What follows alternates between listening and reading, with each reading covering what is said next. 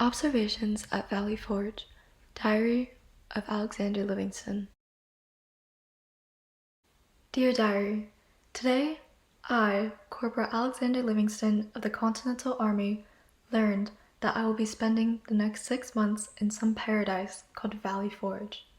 It used to be inhabited by the Lenape, also known as Delaware people. I think they had been pushed out some time ago, though, by Europeans looking to settle. Most of the land has already been cleared for agriculture. I guess it makes sense to wait out winter here. Valley Forge is a naturally defensible plateau and near local trade routes, and it's located 18 miles northwest of Philadelphia, so General George Washington can keep an eye on the British. Ah, those darn British! Taking Philadelphia like that? That's our capital. That's the birthplace of our liberty, where the First and Second Continental Congresses met. And just months after our victorious Battle of Saratoga? This is egregious. Well, there's nothing else to do. In the winter, warfare has finally ceased. The roads are simply impassable and the weather is just too harsh. I don't think it will be much of a respite, though. The 12,000 soldiers here need to be whipped into shape. We're lacking organization and training, not to mention food, clothing, and morale. Despite our wins, the Continental Army is a mess. We have no standard way to drill, discipline, or maneuver. We pale in comparison to the British Army, who I heard is living it up nice and warm in Philadelphia. I'm too tired and hungry to write anything else, so I'll close this journal for now. Dear Diary, it's expected that 2,000 of us will have died from disease and malnutrition by the time we get out of this wretched camp.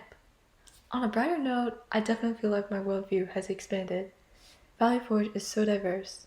Most of the men here are English and Protestant, but I've also met African, Dutch, Swedish, Catholic, and Jewish people.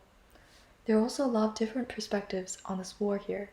Not everyone is fighting to be liberated from England per se. For example, an African soldier told me that he was fighting for freedom, but a different kind, his own.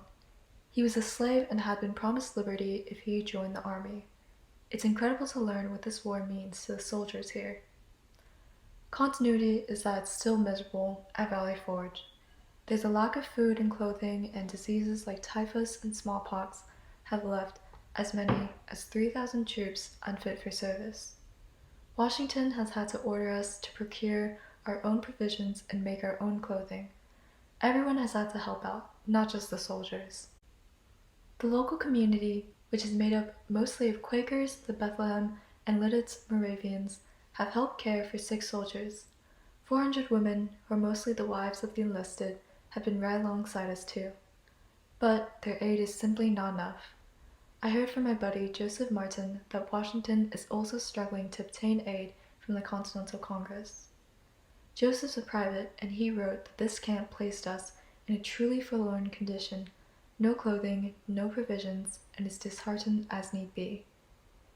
Also, it's a well-known secret that Washington is having a hard time securing military power.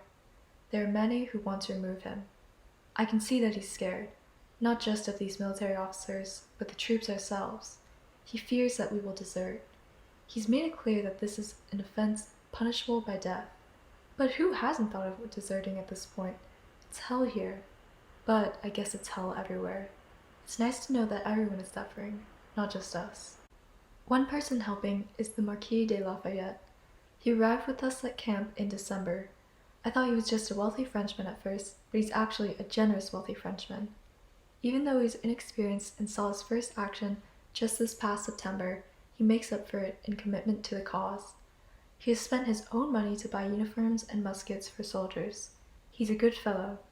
But I fear it's still not enough to make up for the discrepancy in supplies and skill that the British have so much of. Dear Diary, there has been a change in the atmosphere, and it's not just this spring weather. It's the presence of Baron von Steuben. He was a German officer who had fought in the Prussian army as a captain during the 7 Years' War. Benjamin Franklin actually personally wrote to him to recruit him.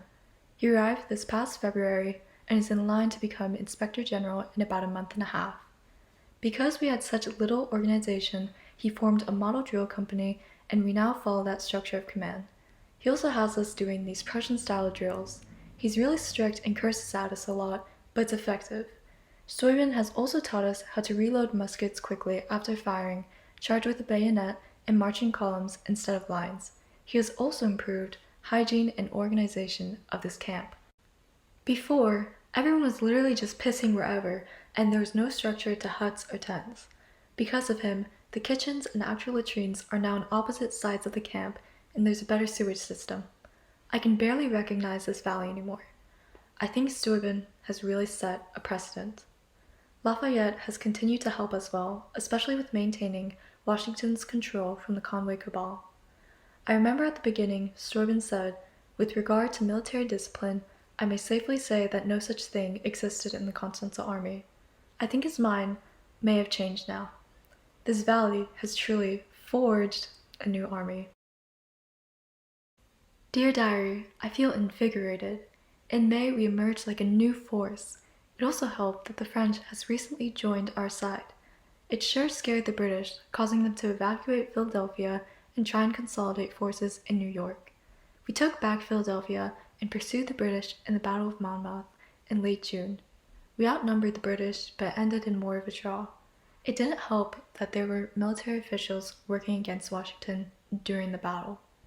We lost a lot of men and it was hard fighting in the sun, but it felt different. We were more organized and stronger, and that's a win for us. Some consider the 6-month period at Valley Forge to be the birthplace of the American Army and a true turning point of the Revolutionary War. True, the time spent there unified soldiers and adopted a military structure that would be used for decades. However, Valley Forge is often misrepresented.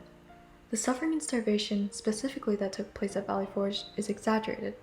In reality, the conditions were not unexpectedly harsh or cold. It was not starvation that killed most, but actually diseases that are easily transmitted in overcrowded and unsanitary conditions. The romanticization of Valley Forge also often leaves out key figures and people who helped the Continental Army during this time, such as the local community, especially the Quakers and other religious groups that were persecuted at this very camp. And while the winter at Valley Forge was an essential period of growth for the Continental Army, the British were not automatically defeated after that. The war would continue for another 5 years, with the Continental Army facing many setbacks. Additionally, the devastation of the environment is forgotten. Almost every tree was felled and most livestock was entirely consumed or commandeered. But by the 19th century, the area was revitalized again and even took part in the Industrial Revolution. Alexander Livingston is a fictional representation of the nearly 20,000 soldiers at this camp. Although we can never truly capture the spirit of Valley Forge, studying the 6 months spent here can help us understand organization, hygiene, leadership, suffering, and triumph in the Revolutionary War.